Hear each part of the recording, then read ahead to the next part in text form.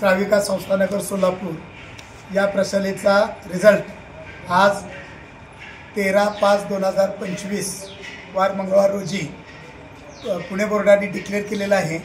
प्रशालेचा result हा 100% लागलेला आहे। आम्हा सर्व शिक्षकांचं, शिक्षकेतर कर्मचाऱ्यांचं सर्वांचं खूप खूप अभिनंदन।